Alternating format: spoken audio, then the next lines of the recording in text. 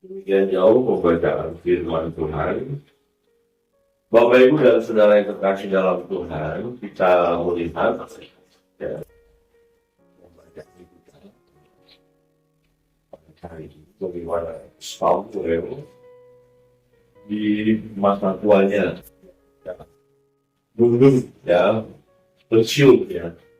Jadi dia akan mengakhiri pekerjaan karena juga memang seorang hanya sudah ada di Israel ini. Samuel lah yang menjadi pemimpin mereka hakim ya, sebagai raja, sebagai nabi, sebagai imam.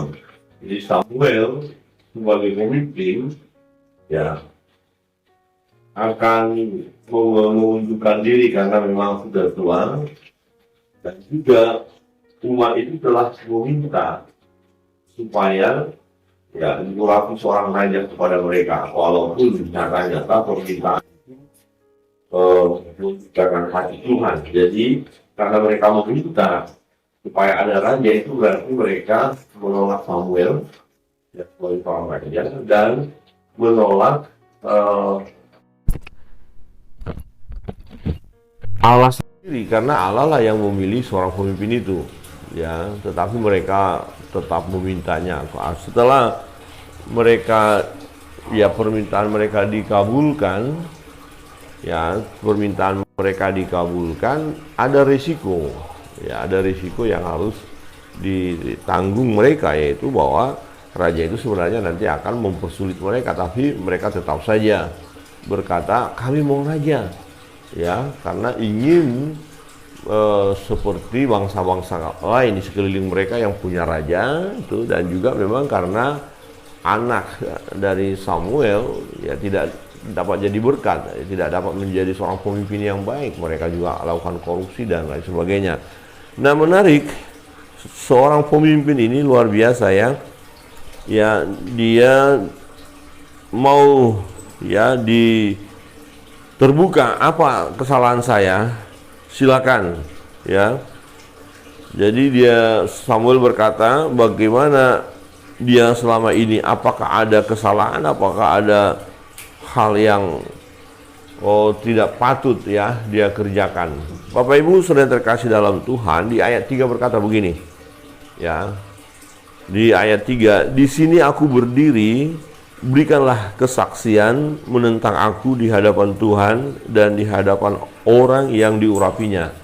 Ya, orang yang diurapinya ada raja di situ ya, yang akan menggantikan Samuel. Baik di hadapan raja, sekarang dia terbuka. Nah, lembu siapakah yang telah kuambil? Keledai siapakah yang telah kuambil? Siapakah yang telah kuperas? Ya, siapa yang telah kuperlakukan dengan kekerasan? Dari tangan siapakah telah kuterima sogok sehingga aku harus tutup mata?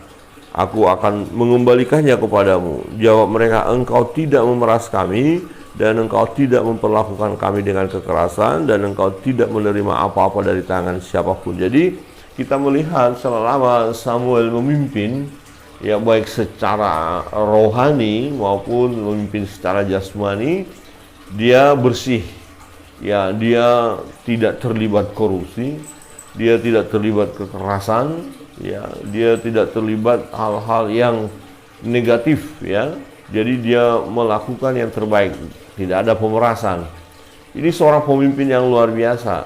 Nah, kalau kita lihat kepada pemimpin-pemimpin sekarang, kira-kira ada nggak yang akan berani berdiri seperti Samuel ini ya, berkata ayo selidiki saya, kalau memang ada yang saya korupsi saya kembalikan, dan juga saya kembalikan lagi dendanya, kira-kira begitu.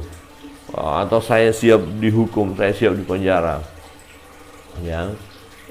Sulit kita sekarang mendapatkan pemimpin seperti Samuel ya, mungkin bisa saja ada tapi sulit ya. Nah, ini adalah teladan bagi kita. Samuel adalah seorang yang luar biasa ya, dia takut akan Allah, tetapi memang menyedihkan nanti anaknya tidak mengikuti ya, tidak mengikuti hal yang baik dari papanya ya.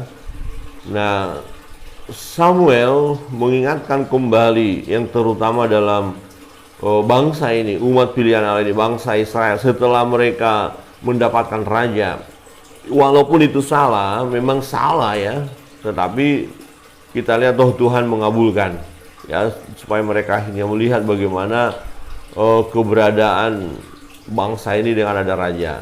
Ya, tadi kita melihat ada satu tanda yang Tuhan buat ya, melalui doanya Samuel, ada guru datang ya, ada hujan gitu ya, udah badai kira-kira begitu. Nah kemudian mereka minta supaya Samuel berdoa. Nah itu satu tanda keajaiban yang Allah buat di hadapan umat itu, dengan tujuan supaya mereka takut akan Allah. Maka Samuel katakan, oke, tidak apa-apa kalian punya raja, tetapi yang terutama adalah ikuti firman Allah, ikuti Tuhan ya. Kalau tidak, kamu dan rajamu pun akan dilenyapkan Tuhan. Jadi kalau tidak mengikuti Tuhan Allah, mereka akan mengalami penderitaan ya. Mereka akan mengalami kesusahan. Jadi satu pesan yang terpenting yang disampaikan oleh Samuel kepada umat ini adalah tetap beribadah kepada Allah ya. Di ayat 13 berkata begini, maka sebab itu lihat, itu raja yang telah kamu pilih, yang kamu minta, sesungguhnya Tuhan telah mengangkat raja atasmu, asal saja kamu takut akan Tuhan, beribadah kepadanya, mendengarkan firman-Nya, dan tidak menentang titah Tuhan.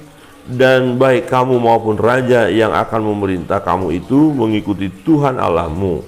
Tetapi jika kamu tidak mendengarkan firman Tuhan dan kamu menentang titah Tuhan, maka tangan Tuhan akan melawan kamu dan melawan rajamu ya.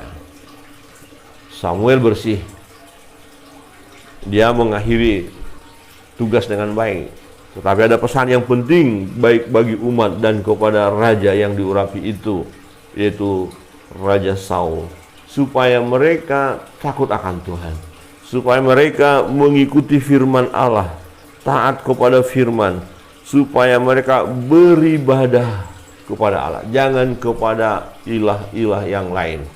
Tetapi manakala mereka meninggalkan Tuhan, manakala mereka tidak lagi mendengar firman Allah, manakala mereka tidak menyembah Tuhan, maka Tuhan yang akan menghukum mereka. Saudara yang terkasih dalam Tuhan, setelah Samuel berkata seperti itu, diikuti dengan satu tanda ya, di mana Samuel berseru kepada Tuhan dan Tuhan tunjukkan kedaulatannya, tunjukkan kuasanya ya. Kalau kita melihat di ayat 17 berkata begini, bukankah sekarang musim menuai gandum? Aku akan berseru kepada Tuhan supaya Ia memberikan guruh dan hujan. Lihatlah dan sadarlah bahwa besar kejahatan yang telah kamu lakukan itu di mata Tuhan dengan meminta raja bagimu. Jadi ini satu kesalahan besar bagi kalian minta raja. Tapi kan kalian ngotot, kalian terus mendesak untuk itu. Ya oke, sekarang diberikan, tetapi sesungguhnya itu melukai hati Tuhan. Nah lalu ayat 18, berserulah Samuel kepada Tuhan, maka Tuhan memberikan pada hari itu guruh dan hujan, sehingga sangat takutlah seluruh bangsa itu kepada Tuhan dan kepada Samuel. Nah, biasa ya, kita manusia ini takut akan Tuhan, mulai, aduh Tuhan ampuni saya, atau aduh Tuhan saya sadar. Nah, setelah ada peristiwa yang dahsyat, yang luar biasa bisa terjadi dalam hidup kita, baru kita sadar, baru kita dapat memandang kepada Allah dan kepada orang yang hambanya, hamba Allah yang dipakai untuk melayani. Oh iya, luar biasa Tuhan. Nah setelah itu apa? Mereka responi, berkatalah seluruh bangsa itu kepada Samuel, berdoalah untuk hamba-hambamu ini kepada Tuhan Allahmu, supaya jangan kami mati, sebab dengan meminta raja kami menambah dosa kami dengan kejahatan ini.